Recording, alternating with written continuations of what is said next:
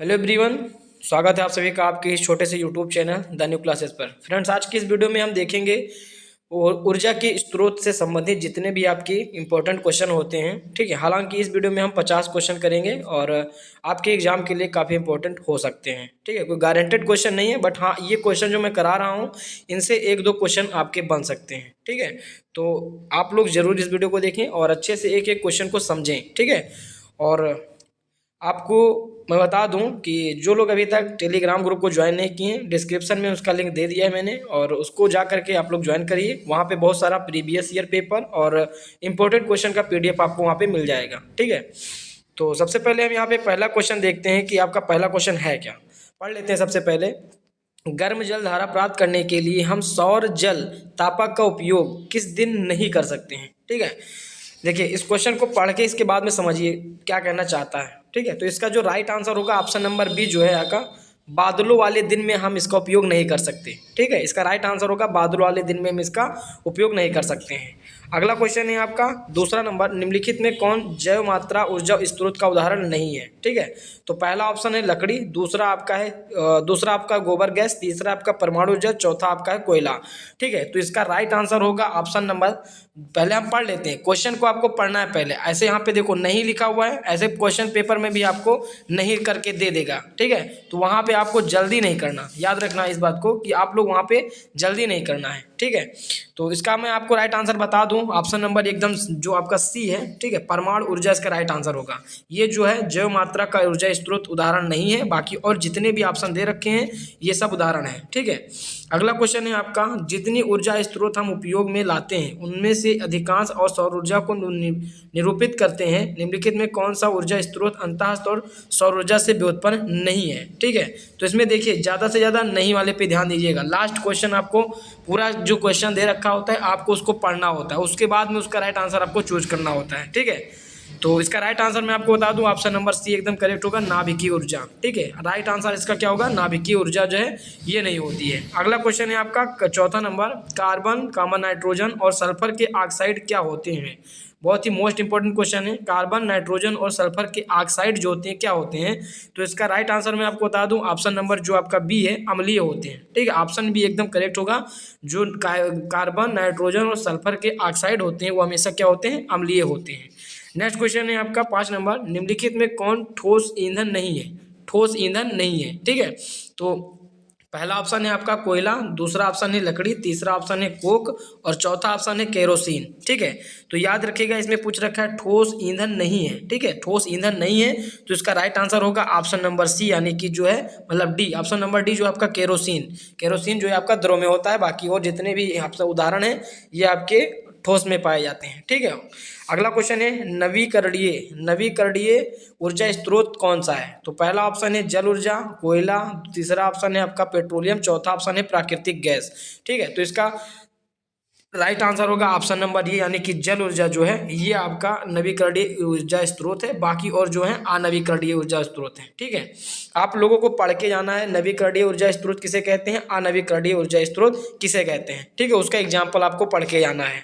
कोई ना कोई क्वेश्चन आपका junior group, middle group, senior group में कभी भी किसी ग्रुप में आ सकता है। ठीक है, अगला क्वेश्चन है महासागरों में ऊर्जा किन रूपों में होती है। महासागरों में ऊर्जा किन रूपों में होती है, तो ये जो है सागरीय तापीय ऊर्जा, ज्वारीय ऊर्जा, तरंग ऊर्जा और इनमें से सभी। ठीक है, तो इसका राइट आंसर मैं आपको बता दूं, ऑप्शन नंबर डी एकदम करेक्ट होगा, इनमें से सभी जो है इसका राइट आंसर होगा। ठीक है, अगला क्वेश्चन है आपका, यहाँ पे देख लेते हैं, क्वेश्चन नंबर 8 है, हमारा देश प्रतिवर्ष कितने किलोवाट सौर ऊर्जा प्राप्त करता है। हमारा जो देश है प्रतिवर्ष कितने वाट सौर ऊर्जा प्राप्त करता है, तो ये जो है आपका, वैसे यहाँ पे क्वेश्चन, हाँ तीसरा 8 नंबर क्वेश्चन यहाँ पे दे रखा है, तो इसका राइट आंसर मैं आपको बता दूं, ऑप्शन नंबर सी एकदम करेक्ट होगा, 5000 ट्रिलियन सौर ऊर्जा किलोवाट प्राप्त करता है। ठीक है, हमारा देश जो प्रतिवर्ष है किलोवाट कितनी ऊर्जा प्राप्त करता है, 5000 ट्रिलियन ऊर्जा प्राप्त करता है। ऑप्शन नंबर सी एकदम करेक्ट होगा। ठीक है, याद रखिएगा। अगला क्वेश्चन है आपका, बायोगैस में कितने प्रतिशत मीथेन गैस होती है? बायोगैस में कितने प्रतिशत मीथेन गैस होती है? तो मीथेन गैस का सूत्र होता है CH4, याद रखिएगा, मैंने बहुत ही बार बताया है। जूनियर ग्रुप वाले एकदम कंफर्म आप लोग याद रखिएगा इस क्वेश्चन को, ठीक है। और बायोगैस में कितने परसेंट मीथेन गैस पाई जाती है? तो इसका राइट आंसर होगा ऑप्शन नंबर सी, यानी कि 75% पाई जाती है, ठीक है, याद रखिएगा 75% जो है आपकी गैस पाई जाती है। अगला क्वेश्चन है LPG liquid petroleum gas, liquid petroleum gas का कैलोरी मान क्या होता है? बहुत ही मोस्ट इंपॉर्टेंट क्वेश्चन है इस वीडियो का, ठीक है। एलपीजी का कैलोरी मान क्या होता है ये आपको याद रखना है। तो पहला ऑप्शन है आपका मेथेन, ठीक है, मेथेन 46 किलो जूल प्रति ग्राम और 96 किलो जूल प्रति ग्राम। और ऑप्शन नंबर सी है हाइड्रोजन जो है 146 किलो जूल ग्राम और ऑप्शन नंबर डी है 196 किलो जूल ग्राम, ठीक है। तो इसका राइट आंसर होगा ऑप्शन नंबर ये जो है आपका मीथेन, ठीक है। कैलो जो आपका एलपीजी गैस होता है उसका कैलोरी मान होता है मेथेन 46 किलो जूल प्रति ग्राम, ठीक है। ये आपका राइट आंसर होगा ऑप्शन नंबर ये, ठीक है। नेक्स्ट क्वेश्चन है आपका ऑप्शन नंबर क्वेश्चन नंबर 11 है, सौर कुकर का कौन सा भाग ग्रीन हाउस प्रभाव के लिए उत्तरदायी है? सौर कुकर का कौन सा भाग ग्रीन हाउस प्रभाव के लिए उत्तरदायी है? पहला ऑप्शन है बॉक्स के भीतर किया गया काला रंग, दूसरा ऑप्शन है दर्पण, तीसरा ऑप्शन है कांच की सीट, चौथा ऑप्शन है सौर कुकर का बाहरी भाग, ठीक है। तो इसका 11 नंबर जो आपका आंसर होगा ऑप्शन नंबर सी सही होगा, कांच की सीट। कौन सा होता है? कांच की सीट जो है ऑप्शन नंबर सी एकदम करेक्ट होगा, ठीक है। नेक्स्ट क्वेश्चन है आपका 12 नंबर, तप्त स्थल किस ऊर्जा प्राप्ति के आधार है? ठीक है, जो तप्त स्थल है किस ऊर्जा प्राप्ति के आधार है? तो पहला ऑप्शन है आपका सौर, दूसरा जलीय, तीसरा आपका भूतापीय और चौथा ऑप्शन है पवन, ठीक है। तो इसका 12 नंबर जो क्वेश्चन है इसका राइट आंसर होगा ऑप्शन नंबर सी, यानी कि भूतापीय, ठीक है, राइट आंसर भूतापीय होगा। नेक्स्ट क्वेश्चन है अनवीकरणीय ऊर्जा स्रोत कौन से हैं? इसमें से आपको बताना है। तो अनवीकरणीय ऊर्जा स्रोत आप सभी को पता होना चाहिए। अभी मैंने नवीकरणीय कराया, उसका जस्ट उल्टा आपका बताना है अनवीकरणीय, ठीक है।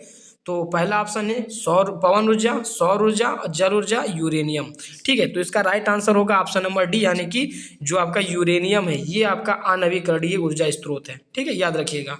और ये जो आपके हैं ये नवीकरणीय ऊर्जा स्रोत हैं। क्या है? नवीकरणीय ऊर्जा, जिसका हम उपयोग बार बार कर सकते हैं, इनकी मतलब इनका खत्म होने का चांस ही नहीं है, ठीक है, याद रखिए, इनका बार बार यूज कर सकते हैं। अगला क्वेश्चन है नाभिकीय विखंडन में क्या होता है? नाभिकीय विखंडन में क्या होता है? पहला ऑप्शन पढ़ लेते हैं, परमाणु नाभिक के 2 भागों में टूट जाता है, प्रोटॉन 2 भागों में टूट जाता है, न्यूट्रॉन 2 भागों में टूट जाता है और ऑप्शन नंबर डी है इलेक्ट्रॉन 2 भागों में टूट जाता है, ठीक है। तो इसका राइट आंसर मैं आपको बता दूं, ऑप्शन नंबर जो है आपका ये सही होगा, परमाणु नाभिक 2 भागों में टूट जाता है।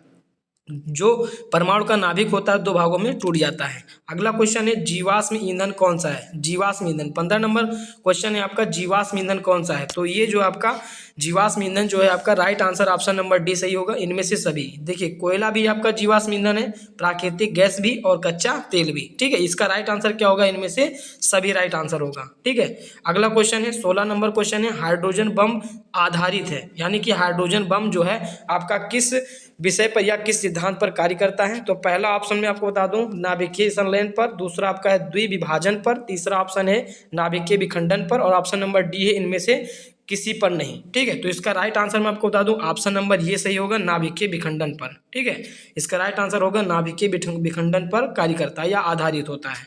बहुत ही मोस्ट इंपॉर्टेंट क्वेश्चन है, ठीक है। एक और है रॉकेट का, मतलब रॉकेट का सिद्धांत, ठीक है, रॉकेट के सिद्धांत पर उड़ता है तो वो भी आपका बर्नौली सिद्धांत पर होता है, ठीक है, याद रखिएगा क्वेश्चन को। 17 नंबर क्वेश्चन है बायोगैस का मुख्य घटक क्या है? बायोगैस का मुख्य घटक क्या है? अभी इस क्वेश्चन को मैंने पहले किया था, उसमें पूछ रखा था मीथेन, ठीक है। तो इसमें याद रखिएगा जो आपका नाम नहीं दे रखा है लेकिन आपका फार्मूला दे रखा है, ठीक है।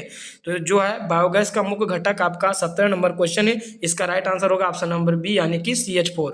और आपको मैंने पहले ही बताया है कि CH4 को हम कहते हैं मीथेन, ठीक है, याद रखिएगा। अगला क्वेश्चन है हमारे ग्रह पर ऊर्जा का मुख्य स्रोत क्या है? ठीक है, जिस ग्रह पर यानी कि पृथ्वी पर सबसे बड़ा ऊर्जा का स्रोत, मुख्य स्रोत क्या है? तो इसका राइट आंसर सभी को पता होगा, सूर्य, ठीक है। जितनी भी ऊर्जा हम प्राप्त करते हैं, जितनी भी ऊर्जा प्राप्त करते हैं सब सूर्य से प्राप्त करते हैं, ठीक है, राइट आंसर होगा सूर्य। अगला क्वेश्चन है आपका 19 नंबर, बॉक्सनुमा सौर कुकर के अंदर का ताप पहुंच जाता है, ठीक है, पहुंच जाता है, कितना पहुंचता है ये आपको बताना है। तो 19 नंबर राइट आंसर होगा ऑप्शन नंबर बी, यानी कि 100 डिग्री सेल्सियस से 140 डिग्री सेल्सियस तक, ठीक है, ये होता है सौर कुकर के अंदर, ठीक है, सौर कुकर के अंदर का तापमान 100 डिग्री सेल्सियस से 140 डिग्री सेल्सियस होता है। ऑप्शन नंबर बी करेक्ट होगा। अगला क्वेश्चन है आइंस्टीन समीकरण क्या है। देखिए बहुत ही मोस्ट इंपॉर्टेंट क्वेश्चन है, आइंस्टीन का समीकरण क्या है। तो E बराबर mc² आप सभी को पता होगा, ऑप्शन नंबर ये जो है आपका करेक्ट होगा। E बराबर mc², ये जो आपका ऑप्शन नंबर ये है, ये करेक्ट होगा, ठीक है।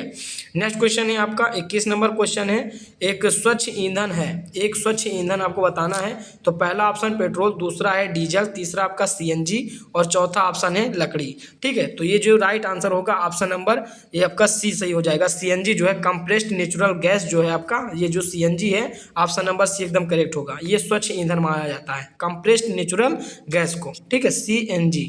अगला क्वेश्चन है आपके सामने, निम्नलिखित में कौन सा ईंधन जीवाश्म ईंधन नहीं है, यानी कि जीवों मकोड़ों से बना हुआ ईंधन नहीं है। तो ये आपको बताना है। पहला आपका लकड़ी, पेट्रोल, कोयला।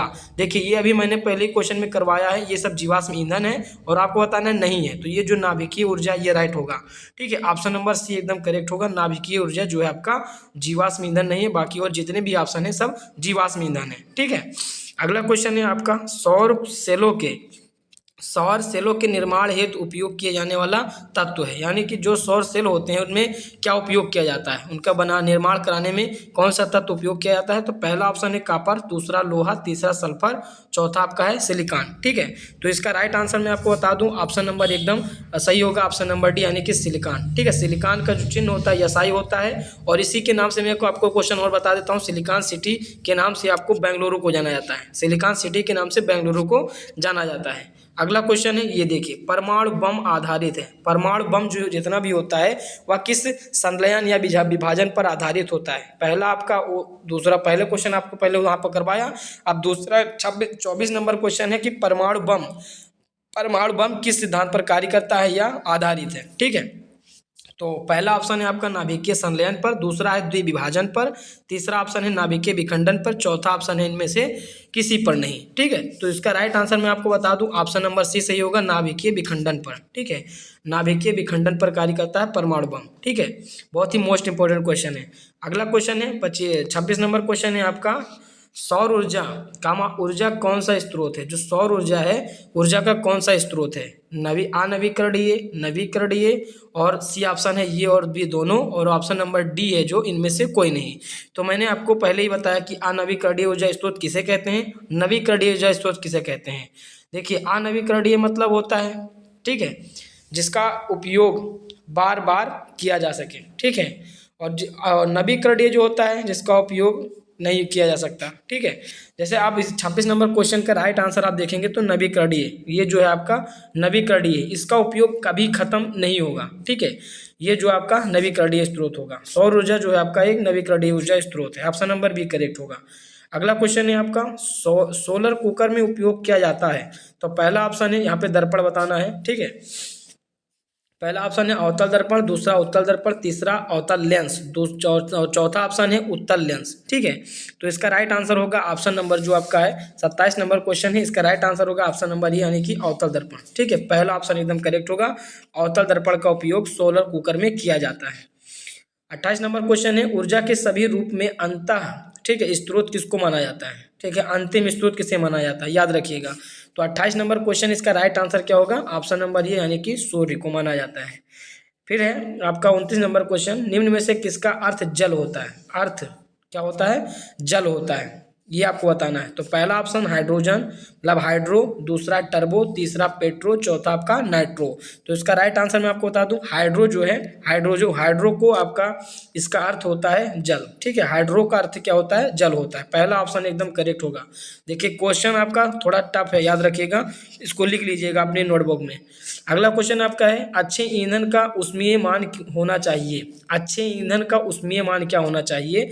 तो पहला ऑप्शन है उच्च, दूसरा निम्न, तीसरा औसत, चौथा आपका तीनों, ठीक है। तो इसका राइट आंसर होगा ऑप्शन नंबर ये यानी कि उच्च होना चाहिए। अच्छे ईंधन का ऊष्मीय मान जो है उच्च होना चाहिए, ठीक है। नेक्स्ट क्वेश्चन है आपका, ऊर्जा का अनवीकरणीय ऊर्जा स्रोत। ऊर्जा का अनवीकरणीय स्रोत कौन सा है, ठीक है। तो ये बताना है जो कम समय तक टिकाऊ हो, याद रखिएगा। तो इसका राइट आंसर होगा ऑप्शन नंबर ये, यानी कि जीवाश्म ईंधन। ये एक ना एक दिन ये खत्म हो जाएगा। देखिए जो कुछ समय बाद खत्म हो जाए, ठीक है, यानी कि उसको हम रीयूज ना कर पाएँ, ठीक है, रीयूज ना कर पाएँ, उन्हें हम कहते हैं अनवीकरणीय, ठीक है। मतलब नहीं नवीकरणीय, बार बार हम इसका यूज नहीं कर पाते हैं, उनको हम अनवीकरणीय ऊर्जा स्रोत कहते हैं। नवीकरणीय जिस भी सोर्सेज को हम बार बार रीयूज कर सकते हैं, ठीक है, रीयूज करते हैं, उनको हम कहते हैं नवीकरणीय ऊर्जा स्रोत, ठीक है। अब जैसे सौर ऊर्जा को हम रीयूज कर सकते हैं, जल ऊर्जा को हम रीयूज कर सकते हैं, लेकिन जीवाश्म ईंधन जैसे पेट्रोल हुआ, ठीक है, और ऐसे करके जितने भी आपके जीवाश्म ईंधन के उदाहरण होते हैं उनको हम रीयूज नहीं कर सकते, ठीक है। तो ये एक ना एक दिन खत्म हो जाते हैं। तो इसका राइट आंसर आप सभी को पता होगा, ऑप्शन नंबर ये करेक्ट होगा। नेक्स्ट क्वेश्चन है आपका ऊर्जा का अनवीकरणीय स्रोत, ठीक है। ये देखिए अभी पूछ रखा है कि ऊर्जा का अनवीकरणीय स्रोत क्या है, तो इसमें आप लोगों को 32 नंबर क्वेश्चन का ऐसे क्वेश्चन आपको लिख करके कमेंट बॉक्स में इसका राइट आंसर बताना है। मैंने पहले ही बता दिया है अनवीकरणीय ऊर्जा स्रोत किसे कहते हैं, नवीकरणीय ऊर्जा स्रोत किसे कहते हैं, ठीक है। तो इसका राइट आंसर आप लोग कमेंट बॉक्स में बताइएगा, ठीक है। अगला क्वेश्चन है पेड़ पौधे तथा जानवरों के शरीर में उपस्थित जैव पदार्थ को कहा जाता है, ठीक है। तो पेड़ पौधों तथा जानवरों के शरीर में उपस्थित जैव पदार्थ को क्या कहा जाता है। तो पहला ऑप्शन है बायोमास, दूसरा जैव मात्रा, और तीसरा ऑप्शन है ये और बी दोनों कहा जाता है, या ऑप्शन नंबर डी है इनमें से कोई नहीं, ठीक है। तो 33 नंबर जो राइट आंसर होगा ऑप्शन नंबर सी सही होगा, ये और बी दोनों कहा जाता है, ठीक है। बायोमास और जैव मात्रा दोनों कहा जाता है, यानी कि इसका right answer option number C correct होगा, ठीक है। अगला क्वेश्चन है 34 नंबर, निम्न में से किसका उपयोग खाना बनाने वाले ईंधन के रूप में नहीं किया जाता, ठीक है। क्या क्वेश्चन में लिखा है कि नहीं किया जाता है। तो पहला ऑप्शन है सीएनजी, दूसरा एलपीजी, बायोमास, कोयला। तो ये जो आपका पहला ऑप्शन है यानी कि सीएनजी कंप्रेस्ड नेचुरल गैस का उपयोग आपका खाना बनाने में ईंधन के रूप में नहीं किया जाता है, बाकी और जितने भी हैं ये सब आपके खाना बनाने के रूप में किया जाता है। पहला ऑप्शन एकदम करेक्ट होगा, ठीक है। Compressed natural gas full form भी आप लोग याद रखिएगा, लिक्विड पेट्रोलियम गैस, ठीक है। अगला क्वेश्चन है आपका बायोगैस का मुख्य अवयव क्या है। देखिए क्वेश्चन मैंने पहले ही करवाया, 2-3 बार ये क्वेश्चन आया हुआ है, ठीक है। बायोगैस का मुख्य अवयव क्या है। पहला ऑप्शन है इथेन, दूसरा मीथेन, तीसरा प्रोपेन, चौथा है इनमें से कोई नहीं, ठीक है। तो इसका राइट आंसर होगा ऑप्शन नंबर बी, यानी कि मेथेन जो है एकदम करेक्ट आंसर होगा, ठीक है। एकदम करेक्ट आंसर आपका क्या होगा, मेथेन, और मेथेन का सूत्र होता है CH4, ठीक है। नेक्स्ट क्वेश्चन है आपका बायोगैस में मीथेन की उपस्थिति, ये बताना है आपको। बायोगैस में मीथेन की उपस्थिति, ये भी क्वेश्चन अभी मैंने पहले ही करवाया, तो इसका होगा लगभग 75%। कितना होगा, लगभग 75% उपस्थित होता है, यानी कि आपका पहला ऑप्शन करेक्ट होगा, ठीक है। 37 नंबर क्वेश्चन है, इनमें से कौन जैव मात्रा स्रोत का उदाहरण नहीं है, ठीक है। जैव मात्रा स्रोत का उदाहरण नहीं है, ठीक है। तो पहला ऑप्शन है आपका कोयला, दूसरा गोबर गैस, तीसरा लकड़ी, और चौथा ऑप्शन है नाभिकीय ऊर्जा, ठीक है। तो ये नहीं आपको बताना है, ध्यान में रखिएगा। जो इसका राइट आंसर होगा ऑप्शन नंबर डी सही हो जाएगा, ठीक है। ऑप्शन नंबर डी सही होगा, नाभिकीय ऊर्जा, ये आपका जैव मात्रा ऊर्जा स्रोत नहीं है, ठीक है। अगला क्वेश्चन है गोबर तथा जल के गाढ़ा घोल को क्या कहते हैं। गोबर तथा जल के गाढ़ा घोल को क्या कहते हैं। पहला ऑप्शन है गर्दम, दूसरा आपका मिश्रण, तीसरा बायोगैस, तीसरा चौथा ऑप्शन है इनमें से सभी, ठीक है। तो 38 नंबर का राइट आंसर होगा ऑप्शन नंबर ये, यानी कि गर्दम कहते हैं, ठीक है। ऑप्शन नंबर ये करेक्ट होगा, गर्दम, ठीक है।